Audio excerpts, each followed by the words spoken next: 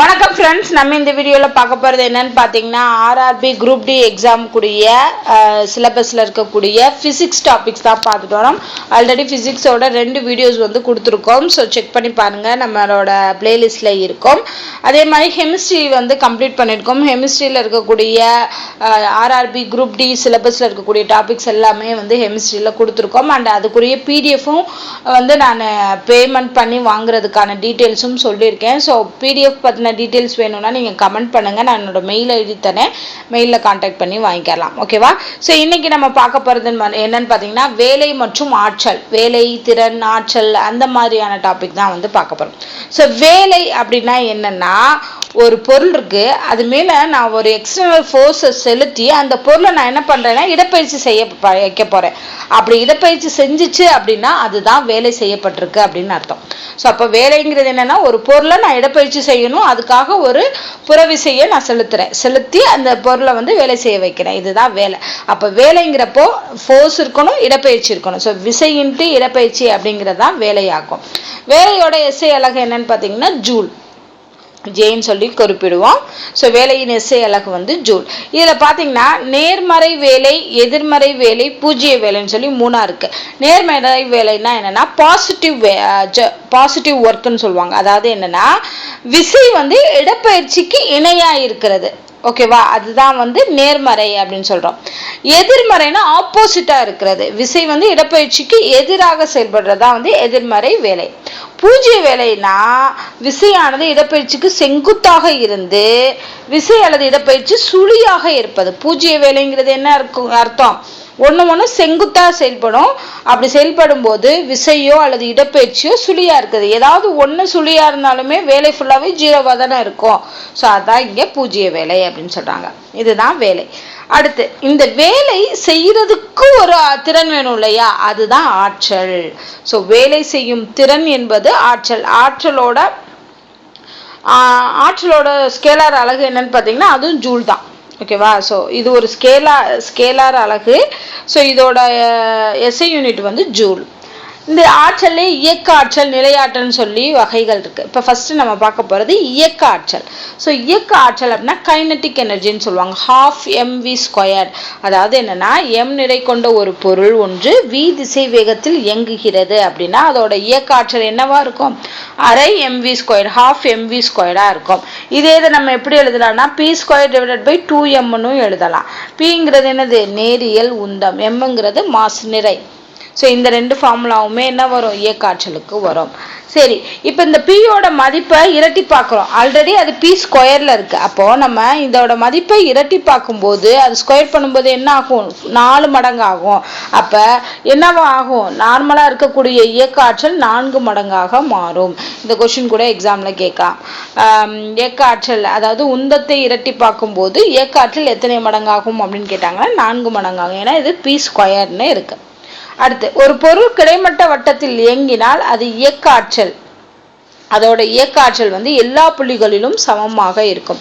கிடைமட்ட வட்டத்தில் இயங்கும் போது இயக்க ஆற்றல் எல்லா இடத்துலையுமே எல்லா புள்ளிலையுமே இயக்க ஆற்றல்ங்கிறது ஈக்குவலா இருக்கும். ஆனா அது செங்குத்து வட்டத்தில் இயங்குச்சு அப்படின்னா வெவ்வேறு புள்ளிகள்ல வெவ்வேறு வகையா இருக்கும். ஸோ இதுவும் ரொம்ப முக்கியம். இது இயக்க ஆற்றலுக்கு உரியது. அடுத்து நிலையாற்றல். நான் சொன்னேன் இல்லையா, இயக்காற்றல், நிலையாற்றல். அடுத்து நம்ம பார்க்கறது நிலையாற்றல். இது என்னன்னா ஒரு பொருள் அதன் நிலை, வடிவம் மற்றும் அமைப்பை பொறுத்து அதனுள் சேமித்து வைத்திருக்கக்கூடிய ஆற்றல் தான் என்னது? நிலையாற்றல். ஸோ இதோட ஃபார்முலா என்னன்னு பார்த்தீங்கன்னா U=mgh. mங்கிறது மாஸ் வேல்யூ, ஜிங்கிறது என்னது? புவியீர்ப்பு முடுக்கம், ஹங்கிறது உயரம். ஸோ இந்த 3ஐயும் பெருக்கும் போதுதான் நமக்கு என்ன கிடைக்குது? நிலையாற்றல் கிடைக்குது. நிலையாற்றலோட அலகும் ஜூல் தான். ஓகேவா? ஸோ இதுல ஒரு பொருள் கீழ் நோக்கி விழும்போது, ஒரு பொருளை நம்ம கீழே தூக்கி போடும்போது அதோட நிலையாற்றல் தொடர்ந்து இயக்க ஆற்றலாக மாறும். ஸோ அப்போ நிலையாற்றல் என்ன ஆகுது? இயக்க ஆற்றலாக மாறுகிறது. எப்போ அப்படின்னா கீழே விழும்போது மட்டும். சரி, இதுல ஒரு விதி இருக்கு, ஒரு தியரி இருக்கு. அது என்னன்னு பார்த்தீங்கன்னா தியரம் இருக்கு, ஆற்றல் அழிவின்மை விதி. நம்ம சின்ன கிளாஸஸ்ல எல்லாம் பார்த்துருப்போம். ஒரு ஆற்றலை ஆக்கவோ அழிக்கவோ முடியாது, ஆனா ஒரு வடிவத்துல இருந்து இன்னொரு வடிவமா மாற்றலாம். அதாவது நிலையாற்றல இருந்து இயக்காற்றலாவோ, இயக்காற்றல இருந்து நிலையாற்றலாவோ நம்மளால மாற்ற முடியும். ஆனா ஆக்கவோ அழிக்கவோ முடியாது. அப்போ ஒரு தனிப்பட்ட அமைப்பில் உள்ள அனைத்து வகையான ஆற்றல்களின் கூட்டுத்தொகைங்கிறது எல்லா நேரங்களும் மாறாமல் தான் இருக்கும். எல்லா வகையான ஆற்றலையும் நம்ம ஆட் பண்ணோம் அப்படின்னா அது எல்லா நேரத்துலையுமே சேஞ்சே ஆகாது, சமமாக தான் இருக்கும், மாறாமல் தான் இருக்கும். இது ரெண்டும் தான் ஆற்றல் அழிவின்மை விதி. அடுத்து ஆற்றல் மாற்றம். ஏற்கனவே சொன்னோம், ஆற்றலை ஒரு வடிவத்திலேருந்து இன்னொரு வடிவத்துக்கு தான் மாற்ற முடியும் அப்படின்னு, அதுதான் பார்க்க போகிறோம். ஸோ இப்போ வெப்ப இயந்திரங்கள் இருக்குல்ல, வெப்பத்தின் மூலமாக இயங்கக்கூடிய இயந்திரங்கள் எல்லாத்துலேயுமே வெப்ப ஆற்றல் என்னவா மாறுது? இயந்திர ஆற்றலாக மாறுது. நம்ம யூஸ் பண்ணுற டியூப் லைட், மின் விளக்குகளில் மின்னாற்றல் ஒளி ஆற்றலாக வெளிச்சமாக மாறுது. நிலக்கரி, எண்ணெய் இதெல்லாம் எரிக்கும் போது என்ன ஆகுதுன்னா வேதி ஆற்றல் வெப்ப ஆற்றலாக மாறுகிறது. சூரிய மின்கலத்துல சூரிய ஆற்றல் மின்னாற்றலாக மாறுது. சிதார் கருவி, இந்த இசை கருவிகள் எல்லாம் பார்த்தீங்கன்னா இயந்திர ஆற்றல் ஒளி ஆற்றலாக சவுண்டா மாறுது. ஒளி வாங்கி அப்படின்னா என்னது? மைக்கில் எல்லாம் பார்த்தோம்னா ஒளி ஆற்றல் நம்ம கொடுக்கக்கூடிய சவுண்டு மின்னாற்றலாக மாற்றப்படுது. அதே இது ஸ்பீக்கர், ஒளி பெருக்கில மின்னாற்றல் ஒளி ஆற்றலாக மாறுகிறது. மின்கலம் பேட்டரிஸ்ல பார்த்தீங்கன்னா வேதி ஆற்றல் இயந்திர ஆற்றலாக மாறுது. மின் மோட்டார்ஸ்லையும் மின்னாற்றல் இயந்திர ஆற்றலாக மாறுது. ஓகேவா? ஸோ இது எல்லாமே என்னது? ஆற்றல் மாற்றம் நடைபெறக்கூடியது. அடுத்து திறன். திறன்கிறது என்ன? ஆற்றல்னா என்ன? வேலை செய்யக்கூடிய திறன், அதுதான் ஆற்றல் பார்த்தோம். ஆனா இங்க வேலை செய்யப்படக்கூடிய வீதம், அதுதான் திறன். அப்ப ஒரு குறிப்பிட்ட நேரத்துக்கு எவ்வளோ வேலை செஞ்சிருக்காங்க அப்படின்னு பாக்குறது. ஓகேவா? ஸோ அப்ப திறன் இஸ் ஈக்குவல் டு வேலை டிவைடட் பை நேரம். Power is equal to work divided by time. இதோட அழகு என்னன்னு பார்த்தீங்கன்னா திறனின் அழகு வாட். 1 வாட்டுங்கிறது 1 ஜூல் பர் செகண்டுக்கு ஈக்குவலா இருக்கும். கிலோ வாட் அப்படின்னா 10⁻³ வாட். அதே இது மெகா வாட்னா 10⁻6 வாட். ஒரு குதிரை திறன் ஹார்ஸ் பவர்னு சொல்லுவோம் இல்லையா, அது எவ்வளோ வாட்னா 746 வாட். இதெல்லாம் ரொம்ப முக்கியம், ஞாபகம் வச்சுக்கோங்க. அடுத்து ஈர்ப்பு விசை. இந்த ஈர்ப்பு விசையில தான் நியூட்டனோட பொது ஈர்ப்பியல் விதி பார்ப்போம். இது முக்கியமான ஒரு விதி. ஏற்கனவே நியூட்டனோட 3 விதிகள் பார்த்தோம். முதலாம் விதி, 2ஆம் விதி, 3ஆம் விதி பார்த்தோம். அது இயக்க விதிகள். ஸோ இது ஈர்ப்பு விசை. ஈர்ப்பு விசை பார்த்துட்டு அடுத்து ஈர்ப்பியல் விதி பார்க்கலாம். ஈர்ப்பு விசைனா என்ன? ஒவ்வொரு பொருளும் மற்றொரு பொருளை ஈர்த்து வைக்கக்கூடியது. ஓகேவா? அதுக்கு ஒரு விசை தேவைப்படுது, அதுதான் ஈர்ப்பு விசை. இந்த நியூட்டனோட பொது ஈர்ப்பியல் விதி என்ன சொல்லுது அப்படின்னு பார்த்தீங்கன்னா, பொருளோட துகள்களுக்கு இடைப்பட்ட விசையானது, அந்த ஈர்ப்பியல் விசையானது அதன் நிறைகளின் பெருக்கல் பலனுக்கு நேர்த்தகவிலும் மையங்களின் இடையே உள்ள தொலைவின் இருமடிக்கு எதிர்த்தகவிலும் இருக்கும். ஸோ அப்ப பொது ஈர்ப்பியல் விதினா நீங்க இந்த ஃபார்முலா ஞாபகம் வச்சுக்கணும். F is equal to G into M1 into M2 divided by R squared. இங்க M1 M2ங்கிறது என்னது? நிறை. ஓகேவா? ஏற்கனவே பார்த்தோம்னா அது நிறைகளின் பெருக்கல் பலனுக்கு நேர்த்தகவில் இருக்கும். அடுத்து ஆறுங்கிறது அதோட மையத்திலிருந்து மையங்களுக்கு இடைப்பட்ட தொலைவு, அந்த பொருளோட மையங்களுக்கு இடைப்பட்ட தொலைவு தான் ஆறு. இந்த ஜிங்கிறது என்னன்னு பார்த்தீங்கன்னா, இந்த ஜிங்கிறது ஒரு மாறிலி, கான்ஸ்டன்ட் வேல்யூ, ஈர்ப்பியல் மாறிலி. நல்லா ஞாபகம் வச்சுக்கோங்க. அதோட வேல்யூ 6.674 into 10⁻−11. ஸ்மால் ஜி போட்டோம்னா அது வேற, இந்த கீழே சொல்லியிருப்போம். ஓகேவா? ஸோ ஸ்மால் ஜிங்கிறது வேற, புவியீர்ப்பு முடுக்கம். அது கேபிட்டல் ஜின்னா ஈர்ப்பியல் மாறிலி. ஸோ அது 2 வேல்யூமே மாறும். ஸோ அதனால ஞாபகம் வச்சுக்கோங்க. Capital G 6.674 into 10⁻−11 newton metre square kilogram -2. ஓகேவா? ஸோ இதான் இதோட ஃபார்முலா. இந்த விசை நிறைகள் அமைந்துள்ள ஊடகத்தை சார்ந்தது அல்ல. இந்த விசையும் அந்த நிறைகள் இருக்கக்கூடிய ஊடகத்தை சார்ந்தது கிடையாதுன்னு சொல்லியிருக்காங்க. சரி, இதுல இந்த ஸ்மால் ஜி அப்படின்னு பார்த்தோம் இல்லையா, அதுதான் புவியீர்ப்பு முடுக்கம். அப்ப புவியீர்ப்பு முடுக்கம்னா என்ன அப்படின்னா, புவியை நோக்கி தடையின்றி விழும் பொருளின் திசைவேகம் அதிகரிக்கக்கூடிய வீதம் தான் புவியீர்ப்பு முடுக்கம். அது ஸ்மால் ஜின்னு சொல்றோம். ஸ்மால் ஜிங்கிறது என்ன? Capital G into M divided by capital R squared. எம்ங்கிறது புவியின் நிறை, ஏன்னா பூமியை நோக்கி விழக்கூடிய பொருள். ஸோ அப்போ எம்ங்கிறது புவியின் நிறை, ஆறுங்கிறது புவியோட ஆரம். இந்த புவியோட நிறை எவ்வளோ இருக்குன்னு பார்த்தீங்கன்னா 5.972 into 10⁻24 kg. ஸோ புவியோட நிறையோட அளவை ஞாபகம் வச்சுக்கோங்க. அடுத்து புவியீர்ப்பு முடுக்கம் சராசரி மதிப்பு. புவியீர்ப்பு முடுக்கம் இந்த ஜியோட கான்ஸ்டன்ட் வேல்யூ கடல் மட்டத்து அளவில் பார்த்தோன்னா 9.8 m/s². ஸோ ஸ்மால் ஜிக்கு இந்த வேல்யூ, கேபிட்டல் ஜிக்கு இந்த வேல்யூ. இப்போ இந்த புவியீர்ப்பு முடுக்கம்ங்கிறது உயர செல்லவோ இல்லை ஆழத்துக்கு போகவோ என்ன ஆகும்? புவியீர்ப்பு முடுக்கம் உயரத்தில் செல்ல அல்லது அடியாளத்திற்கு செல்லும் போது குறையும்.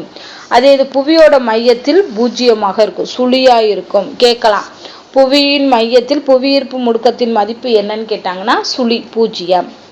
புவியீர்ப்பு முடுக்கம் ஜியின் மதிப்பு நிலநடுக்கோட்டு பகுதியில குறைவாகவும் துருவ பகுதியில அதிகமாகவும் இருக்கும். ஸோ நிலநடுக்கோட்டு பகுதியில குறைந்து இருக்கும், துருவ பகுதியில அதிகமா இருக்கும்.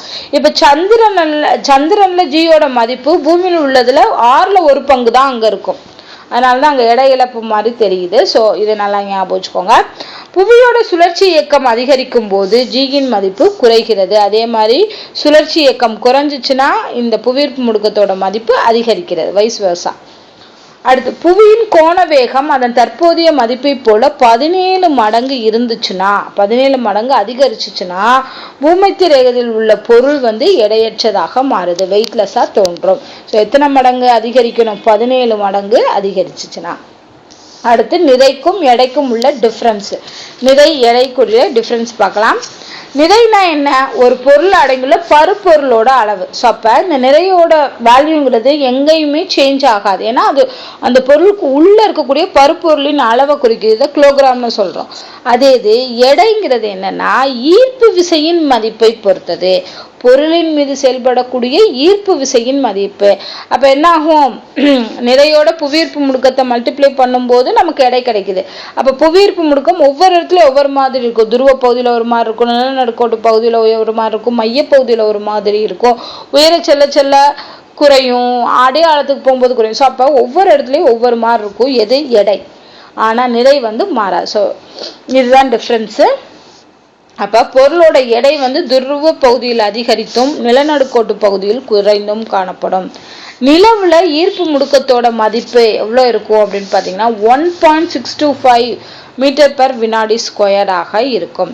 இப்ப இது ஒன்று சொல்லியிருப்பாங்க. 60 கிலோகிராம் நிறையுள்ள ஒருத்தரோட எடை இப்ப பூமியில 60 கிலோ நிறை மாஸ் வேல்யூ உள்ள ஒருத்தரோட எடை பூமியில இருக்கும்போது அவர் எவ்வளவு எடையோட இருப்பாங்கன்னா 588 நியூட்டன் எடையோட இருப்பாங்க. ஏன் 588 வருது? 60ஓட என்ன பண்ணணும்? அந்த ஜி மதிப்பை, புவியீர்ப்பு முடுக்கத்தோட மதிப்பை மல்டிப்ளை பண்ணணும். ஸோ புவியீர்ப்பு முடுக்கத்தோட மதிப்பு பூமியில் எவ்வளோன்னு பார்த்தீங்கன்னா 9.8. ஸோ 9.8 மல்டிப்ளை பண்ணும்போது 588 நியூட்டன் கிடைக்கும், அது பூமியில். அதே அவர் நிலவுக்கு போகும்போது என்ன ஆகும்னா நிலவோட ஈர்ப்பு முடுக்கத்தோட மதிப்பு 1.625. அப்போ என்ன பண்ணுவாங்க? 60ஓட 1.625 மல்டிப்ளை பண்ணும்போது நமக்கு எவ்வளோ கிடைக்கும்? 97.5 நியூட்டன் எடை தான் இருக்கும். அதாவது பூமியில் 588 நியூட்டன் இருந்தவர் நிலவுக்கு போகும்போது 97.5 நியூட்டன் தான் இருப்பார். அதனால தான் அவங்க நிலவுல என்ன பண்றாங்க? எடை இழந்த மாதிரி அவங்க மிதக்குறாங்க. ஓகேவா? ஸோ இதுக்கு காரணம் என்னன்னா எடையில உள்ள சேஞ்ச் தான், நிறையில மாற்றம் கிடையாது. அப்ப நிறை நிலவுலையும் பூமியிலையும் மாறாம அதே நிறை தான் இருக்கும்.